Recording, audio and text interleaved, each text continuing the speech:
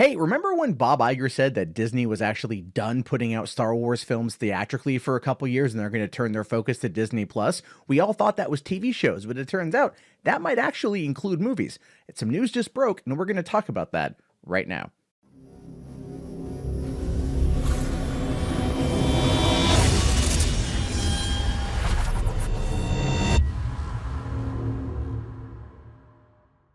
Hey everyone, Matt Jarbo here with $3 Theater. Thank you so much for watching. This is my second attempt at making this video, predominantly because I was referencing a Deadline article that was wrong, and I got the actual article coming in from the Hollywood Reporter that does have the proper information, and I will talk about Deadline and their screw up. But that being said, let's dive into this information. A new Star Wars movie in the works with Sleight filmmaker. This is an exclusive by Boris Kitt. Now, it says here, director J.D. Dillard and Luke Cage writer Matt Owens have been tapped to develop a project, but it's unclear whether it's theatrical or a Disney Plus release. Well, as I said in the opening stinger, or the opening bumper, Iger said we're not getting anything until 2023, and they're not going to, or 2022, and we're not going to mess around with something like this for the 2022 release. Now, granted, they did say that we were going to find out who the new director was of the 2022 film by the end of January. That didn't happen. Then there was the earnings call, which they said that there is more shows on the horizon. That's about it. And then we have the Project Luminous reveal on Monday, which is more about Marvel, Lucasfilm and Star Wars books and comics and whatnot. But I do think that is going to tie into the movies and TV shows. So that's coming on Monday. And so, and right now we've got Star Wars, Clone Wars Season 7 that just premiered today, and apparently it's really good. I'm still finishing up the last Season 5 of the show, so I haven't been able to watch it yet. So this is what we are right now. This is where we find ourselves. Anyway, it says here, as Lucasfilm maps out the next phase of the Star Wars movies, executives are grappling with this question as development moves ahead: which characters and stories justify theatrical releases and which should arrive exclusively on the streaming platform Disney Plus. Look, let's be realistic here. The Rise of Skywalker definitely needed a bit more time. It needed a bit more time in the incubator.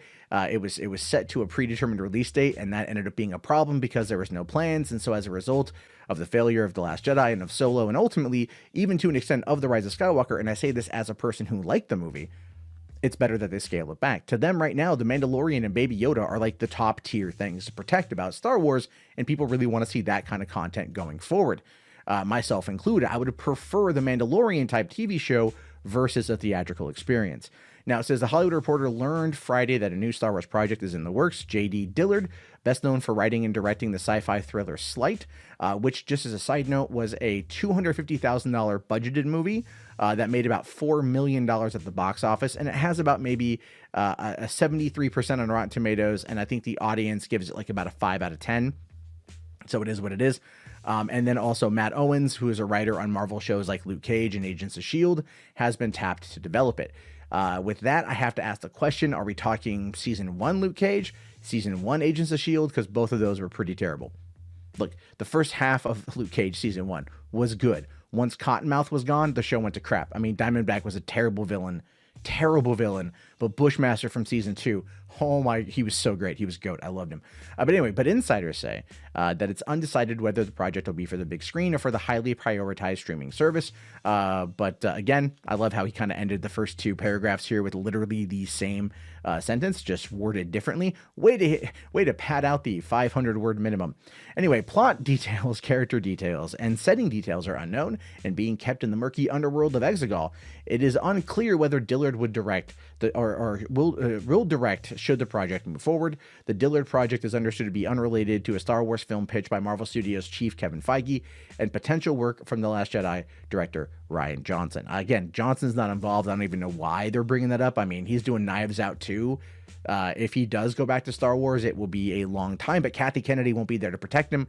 And I don't think they're gonna, I would say, just as a quick side note to that, I do think that it's possible that if The Last Jedi does like gangbuster numbers on Disney Plus, like just like better than anything else,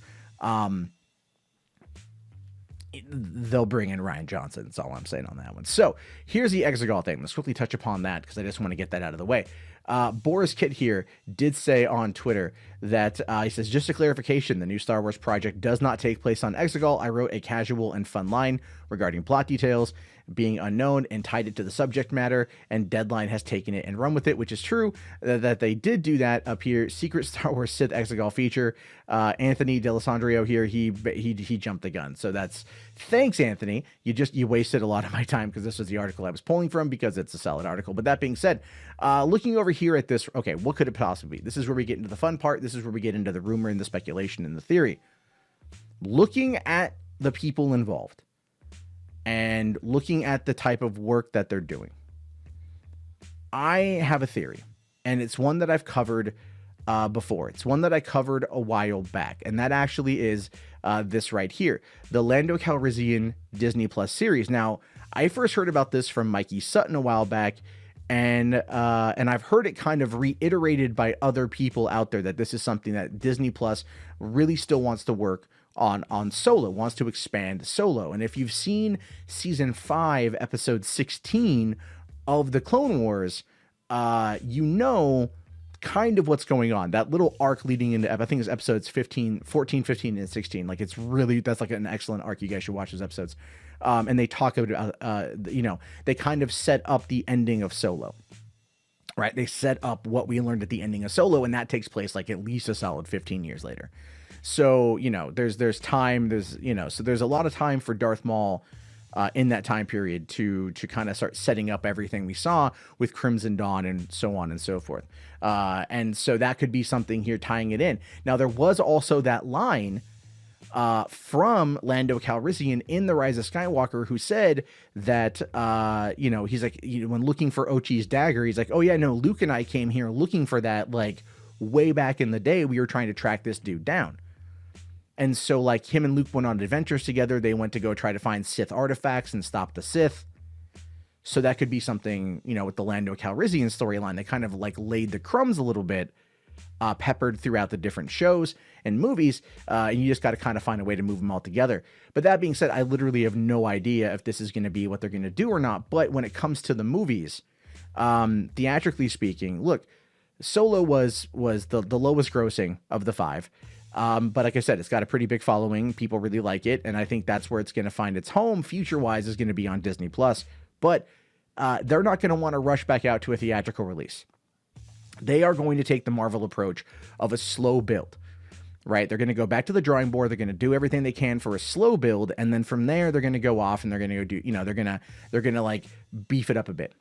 And that's what I think is going to be happening here. So I don't know what's going to go on with Exegol. I mean, I'm glad it was gaff, that it was just like a funny little line, because in the first video that I did, I talked about like what could it potentially be? It could potentially be like how Palpatine survived and how that was entirely pointless. So like I said, I had done an entire video with bad information, which is why I had to redo this video.